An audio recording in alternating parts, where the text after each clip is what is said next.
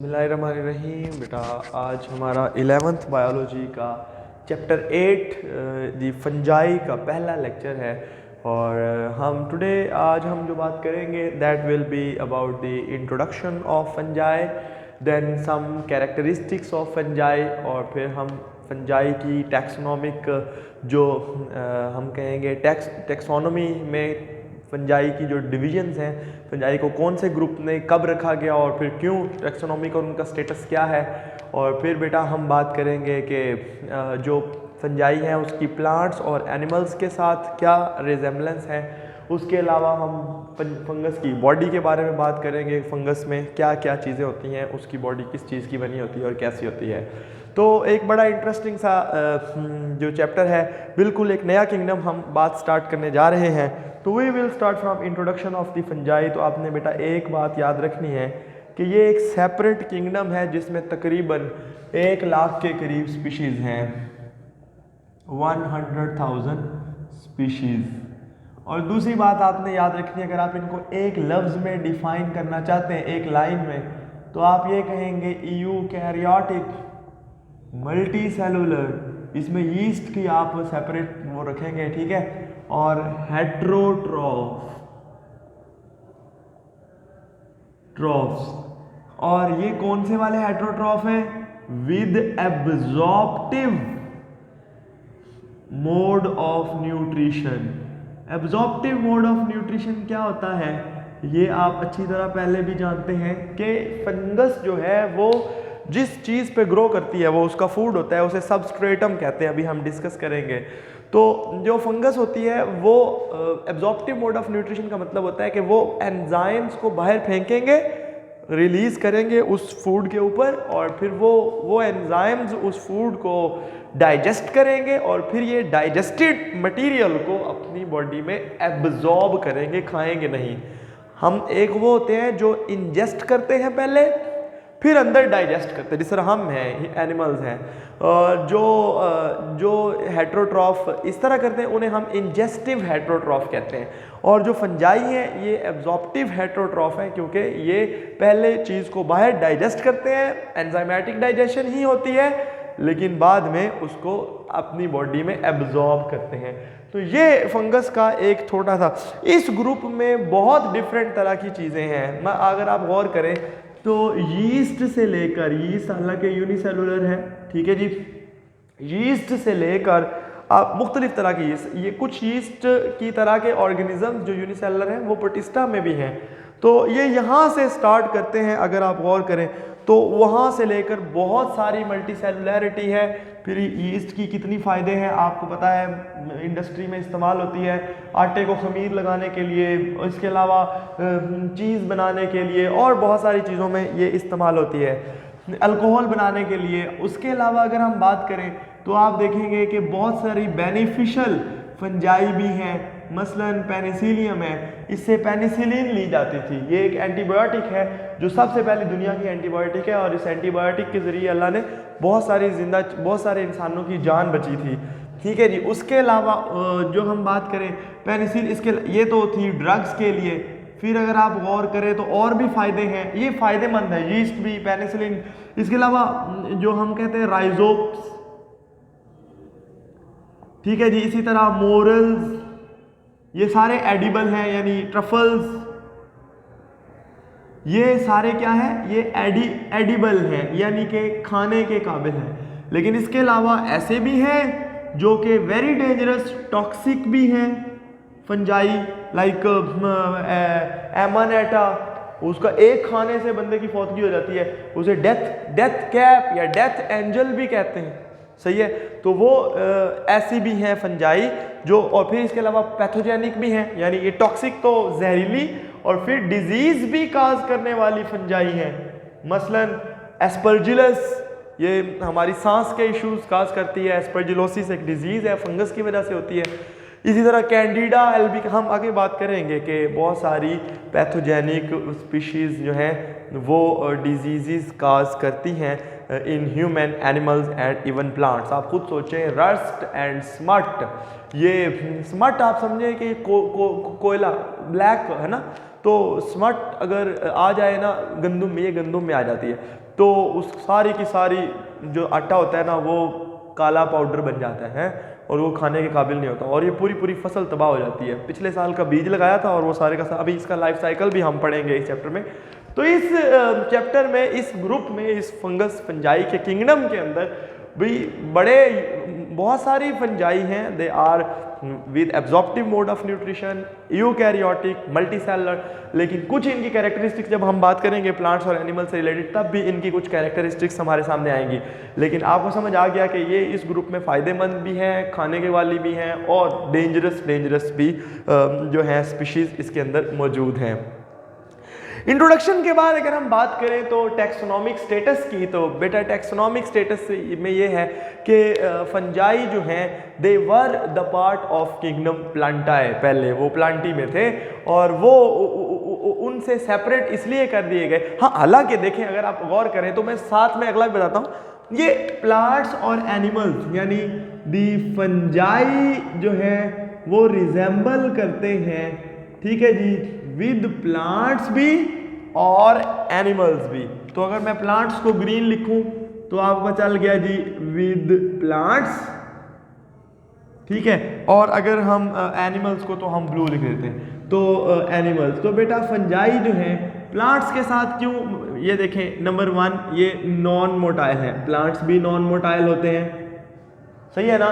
फिर उसके अलावा नॉन मोटाइल होने के बाद ये इनके अंदर भी सेल वॉल होती है, लेकिन उनके प्लांट्स में भी सेल वॉल होती है, तो बड़ी अच्छी बात है। इनके अंदर भी सेंट्रियोल्स नहीं होते, ठीक है जी, IOL इनके अंदर एब्सेंट होते हैं, प्लांट्स के अंदर भी सेंट्रियोल्स एब्सेंट होते हैं। तो ये कुछ रिजेम्बलेंसेस हैं, ये मूव नहीं करते, जो है वो इनकी सेल वॉल होती है, इसके अलावा जी सेंट्रियोल्स भी नहीं होते। तो ये कुछ रिजेम्बलेंसेस प्लांट्स के साथ इनकी हैं, पर अगर आप गौर करें तो एनिमल्स के साथ ये ज़्यादा कहते हैं, कुछ साइंसदान ये भी कहा करते थे कि फंजाई और एनिमल्स का एक कॉमन ओरिजिन है, यानी कॉमन एंसेस्टर्स इनके हैं, तो एवोल्यूशन के अंदर, ठीक है। तो अगर हम बात करें तो एनिमल्स के साथ क्या क्या रिजेम्बलेंसेज है कि भाई नॉन मोटाइल, चलो वो तो ठीक है, लेकिन अगर आप गौर करें बेटा तो इनकी सेल वॉल जो होती है फंजाई, अच्छा मैं यहाँ बात कर रहा हूँ एनिमल्स के साथ रिजेम्बलेंस यानी विद एनिमल्स, ये ना समझिएगा कि मैं एनिमल्स की कैरेक्टरिस्टिक्स लिख रहा हूँ।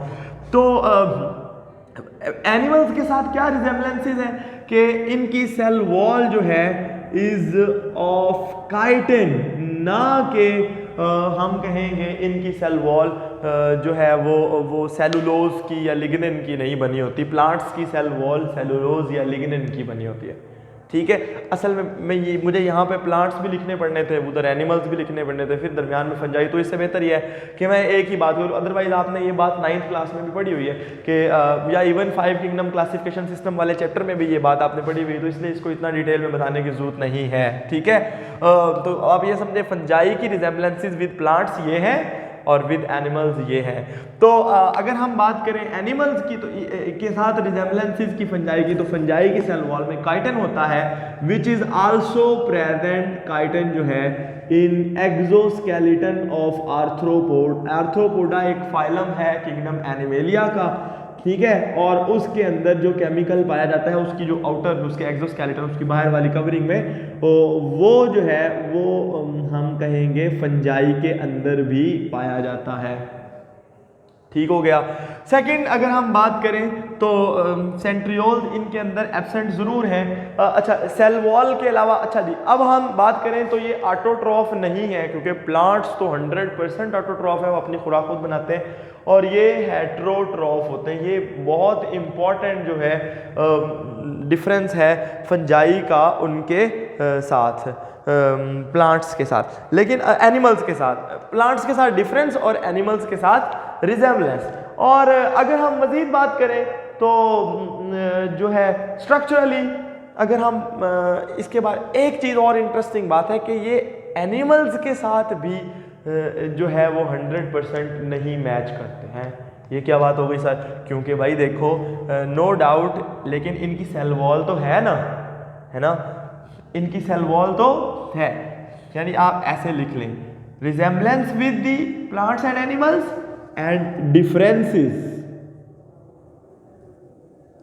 With plants and animals. तो ये हमें ज़रा समझ आ जाएगी ज़्यादा अच्छे तरीके से कि फंजाई जो हैं उनके रिजेम्बलेंसेस प्लांट्स के साथ क्या हैं और फिर एनिमल्स के साथ क्या है। ठीक है जी। तो डिफरेंसेस क्या है जी?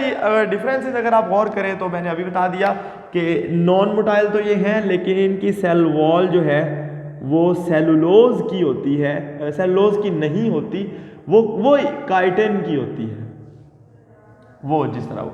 तो प्लांट्स के साथ इनका डिफरेंस ये हो गया। उसके बाद अगर हम बात करें तो ये हेट्रोट्रॉफ होते हैं, ये प्लांट्स की तरह ऑटोट्रॉफ नहीं होते। तो ये भी हमें बात समझ आ गई। एनिमल्स के साथ इनके डिफरेंसेस क्या है? एनिमल्स के साथ ये है कि इनकी, लेकिन अगर आप गौर करें तो एक तो ये नॉन मोटाइल हैं, यानी एनिमल्स तो मूव शूव करते रहते हैं। दूसरे नंबर पे अगर हम, एक इंटरेस्टिंग बात इसमें रह गई थी, मेरे अभी दिमाग में नहीं आ रही, दैट इज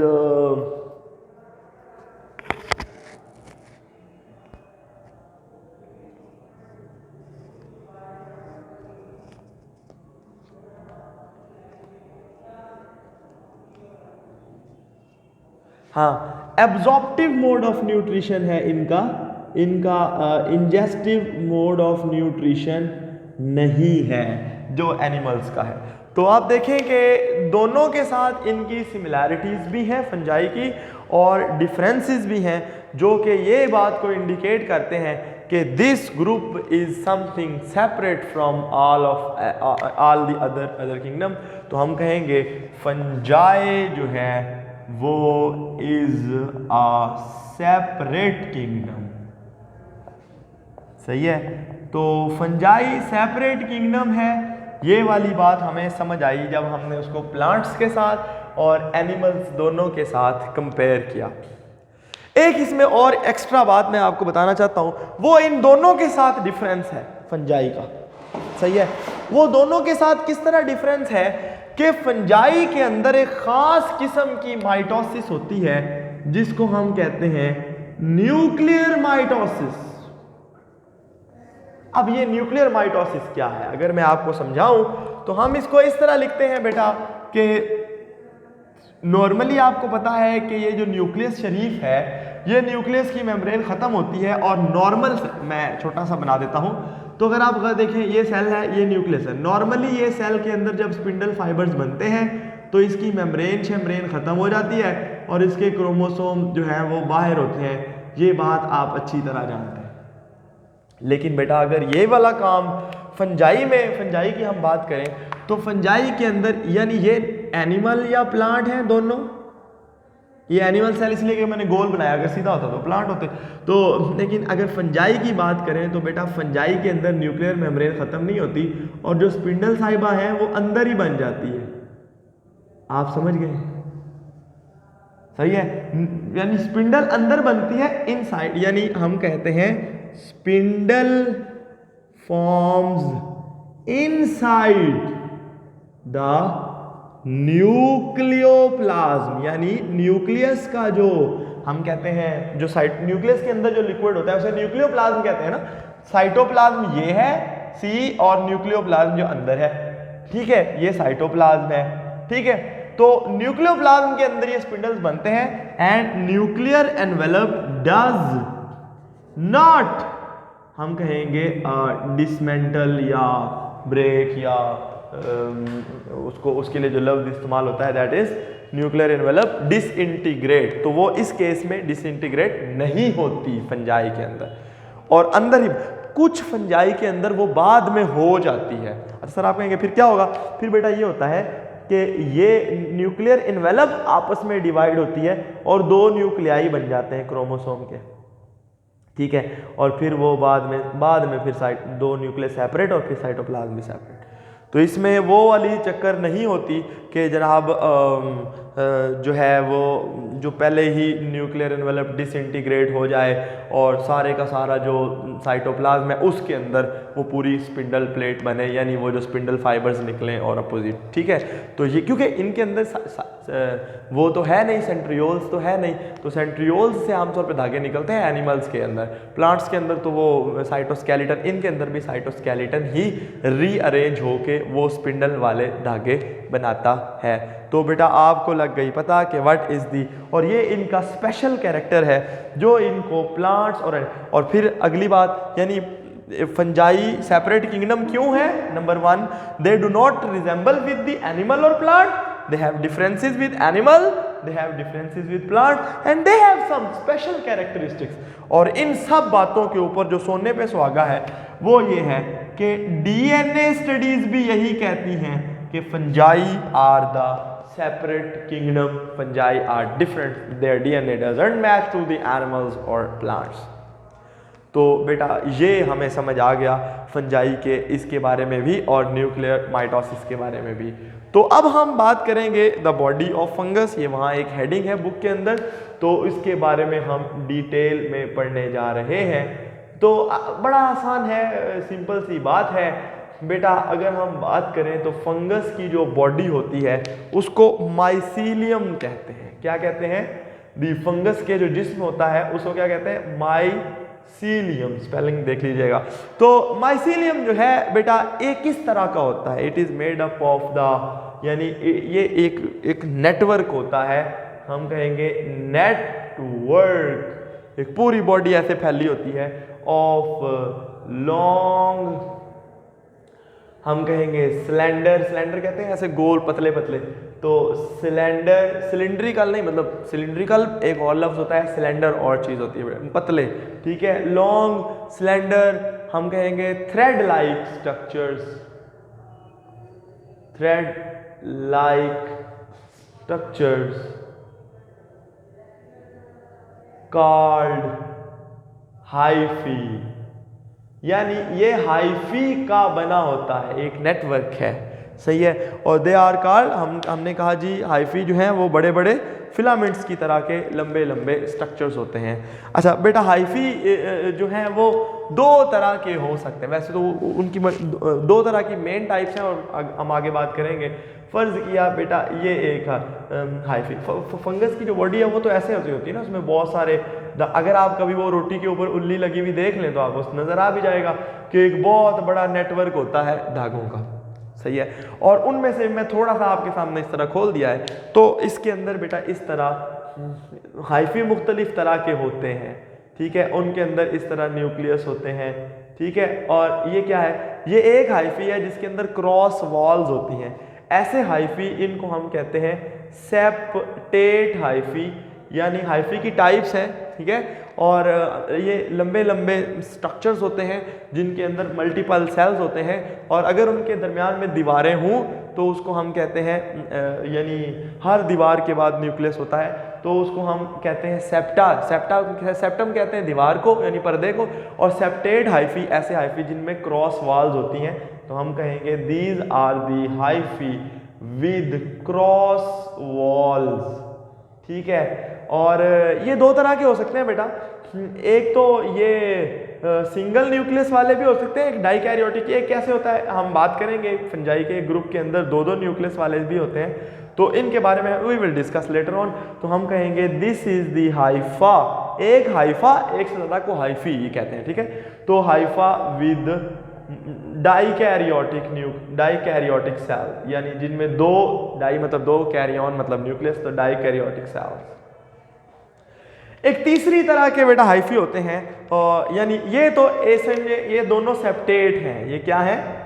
सेप्टेट हाइफी, सही है। और याद रखिएगा, यानी these are the hyphae which have the cross walls and they can be unikaryotic, monokaryotic and dikaryotic. याद रखिएगा दी हाइफी, इनके जो सेप्टा है ना, इनके जो दरमियान में ये जो लाइंस है, ये वाली ये वाली ये वाली ये, the septa have pores through which materials पास। क्योंकि फंजाई का जो मोड ऑफ न्यूट्रिशन है ना वो बड़ा इंटरेस्टिंग है। एक एरिया फंगस का, मतलब एक फंगस की बॉडी फैली हुई है, फूड इधर से मिल रही है फर्ज किया, तो ग्रोथ इधर हो रही है, सम टाइम हो रही होती है, तो जिधर जिधर फंगस की टिप्स होती है ना जहां से ग्रोथ हो रही होती है उस तक खुराक पहुंचा। जिस तरह प्लांट है, प्लांट तो ऊपर भी उग रहा होता है ना, जड़ें तो चलो उग रही होती हैं, ऊपर शाखें भी तो उग रही होती हैं, तो ऊपर शाखों से जड़ों तक और जड़ों से ऊपर तक, नीचे से ऊपर पानी और ऊपर से नीचे खुराक, ये पहुंचाना जरूरी होता है। इसलिए प्लांट्स के अंदर भी ऐसा बहुत सारे इंतजाम है, सम टाइम तो डिफ्यूजन ही, लेकिन बहुत सारे प्लांट्स ऐसे हैं जिनमें ये वास्कुलर बंडल्स और वास्कुलर टिश्यू होता है और उनका पूरा मैकेनिज्म आपने पढ़ा हुआ है, प्लांट्स के अंदर ट्रांसपोर्ट कैसे होती है, बल्कि अभी आप फर्स्ट ईयर के आखिरी चैप्टर में भी पढ़ेंगे, 9th में भी पढ़ा हुआ है। तो सेप्टा जो होते हैं they have pores through which the material pass, और इससे एक्सचेंज होती है। दूसरी टाइप, ये बेटा सेप्टेट हाइफी है। दूसरी टाइप के जो हाइफी होते हैं ना, they are a bit different. वो एक ही हाइफा होता है, उसमें कोई क्रॉस वाल्स नहीं होती और उसी में न्यूक्लियस होता है। तो हम कहेंगे ऐसे हाइफी को हम कहते हैं बेटा कोइनोसिटिक या सिनोसिटिक। उर्दू में जब हमने पढ़ा था तो सिनोसिटिक लिखा हुआ था, इसको उर्दू में प्रोनाउंस करते थे। तो आप इसको कोई, मैंने एक जगह पे सुना है कोइनोसिटिक भी, तो आप जो मर्जी प्रोनाउंस कर लें। यानी ऐसा हाइफी हम कहेंगे these are the hypha without cross wall. इन हाइफी के गिर्द क्रॉस वॉल्स नहीं होती। और इंटरेस्टिंग बात यह है कि ये हाइफी, यानी हम कहते हैं दीज आर नॉन सेप्टेट या सिनोसिटिक, ठीक है, तो इनको हम कहते हैं। और इनके अंदर क्या होता है, साइटोप्लाज्म जो होता है ना, वो बड़े इंटरेस्टिंग तरीके, इनमें साइटोप्लाज्मिक स्ट्रीमिंग मूवमेंट्स होती है, वो डिस्कस इट। साइटोप्लाज्म मूव करता है जिसके जरिए जो मटेरियल उसके अंदर है, जो अगर इधर से उधर सामान पहुंचना है या इधर से इस टिप से इस टिप तक या इस टिप से, तो इन हाइफी में ज्यादा इजी है। सिनोसिटिक हाइफी में यानी हम कहेंगे they provide the rapid flow of material from one area to other. अच्छा, ये तो बेटा बॉडी ऑफ फंगस का जो बेसिक यानी माइसीलियम का जो बेसिक कंपोनेंट है, दैट इज हाइफी। ये तो आपको चल गया। सम टाइम आप देखते सही बेटा सर, हर दफ़ा तो जो फंजाई, चलो रोटी के ऊपर जो फंगस लगी हुई तो चलो समझ आ गया, हर दफ़ा तो फंजाई ऐसे मतलब बड़े खूबसूरत, यानी इस तरह वो धागे के नुमा नहीं होते ना, लच्छे की तरह, है ना, या वो पतीसे की तरह कर, हर दफ़ा तो सर ऐसे नहीं होते। तो फिर बेटा ये होता है, कई दफ़ा आपके साथ इतने प्यारे प्यारे मशरूम्स और इतने प्यारे प्यारे पफ बाल्स और ट्रफल्स और मोरल्स हैं, खाने वाली चीज़ें भी, तो ये तो बड़ी खूबसूरत भी होती हैं। ऑब्वियसली हम कितने मशरूम्स खाते हैं, है ना, और लेकिन सर फिर ऐसा कैसे? तो यस बेटा, बात सही है कि जो मशरूम्स वगैरह होते हैं, असल में कई दफ़ा हाइफी जो हैं वो जुड़ जाते हैं। हाइफी अरेंज होके वो कोई फ्रूटिंग बॉडी यानी कोई ऐसी चीज़ बना देते हैं। तो हम कहेंगे सम टाइम ये दूसरा कंपोनेंट है, यानी हाइफी के अलावा फ्रूटिंग बॉडीज भी होती हैं, ठीक है, और इवन सम टाइम बाद में फिर स्पोरेंजिया, जिन पे स्पोर्स भी लगते हैं। तो हम कहेंगे hyphae can rearrange and unite to form new structures, for example fruiting bodies, for example caps, for example छतरी नुमा चीज़, ठीक है जी। तो ये जिनको हम मोरल्स, ट्रफल्स, पफ बाल, ब्ला ब्ला ब्ला कहते हैं, ठीक है। तो ये बेटा आपको हाइफी के बारे में पता चल गया और आपको उनके जो है वो उनकी फ्रूटिंग बॉडीज़ के बारे में पता चल गया। एक बस आपने बात याद रखनी है कि फंजाई के अंदर जो सारे के सारे सेल्स होते हैं, दे आर, उनके जितने न्यूक्लियाई होते हैं, they are haploid, they are not diploid. सिर्फ तब डिप्लॉयड होते हैं जब सेक्सुअल रिप्रोडक्शन होती है। ये बात हम तभी पढ़ेंगे जब हम रिप्रोडक्शन फंजाई की पढ़ेंगे। तो यहाँ तक बेटा। अच्छा, फिर साइज के हवाले से भी यहाँ से आपको पता चल गया, बॉडी ऑफ फंगस में माइसीलियम में पता लग गया, हाइफी पता लग गया। हाँ, ये सबस्ट्रेटम मुझे भूल गई चीज़, सबस्ट्रेट आप याद है, एंजाइम जिसके ऊपर एक्ट करता है।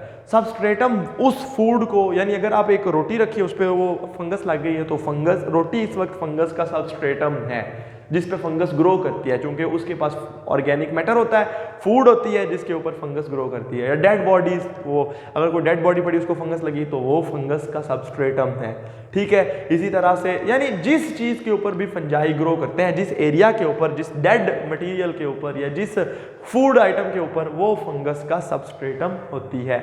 आखिरी बात हम बात करें तो हमने मॉडिफिकेशन ऑफ हाइफी की बात भी कर ली कि हाइफी अपने आप को रीअरेंज और मॉडिफाई करके वो बना देते हैं। आखिरी बात जो हम साइज़ की बात करें बेटा, छोटा सा एक डब्बा साइज़ पे दिया हुआ है कि इनका साइज़ देखें, अगर आप गौर करें तो यूनिसेलुलर यीस्ट भी हैं और अगर आप बात करें तो फंजाई के छोटे छोटे हाइफी को आपस में जोड़ा जाए तो किलोमीटर्स तक बात पहुंच जाती है।